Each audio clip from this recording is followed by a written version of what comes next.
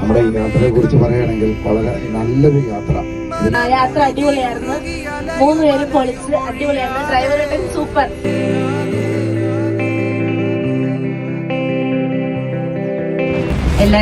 എല്ലാരും പറഞ്ഞ കണക്ക് അടിപൊളി ട്രിപ്പായിരുന്നു. വരുന്നതിന് മുന്നേ എനിക്കും കുറച്ച് ടെൻഷൻ ഉണ്ടായിരുന്നു. നമ്മളെല്ലാരും സിങ്കാവോ, പരിചയമില്ലാത്തവരാണ്. പക്ഷെ അങ്ങനെ ഒന്നും അല്ലായിരുന്നു. നമ്മളെല്ലാരും ഫാമിലിയായിരുന്നു. എല്ലാരും അടിപൊളിയായിരുന്നു.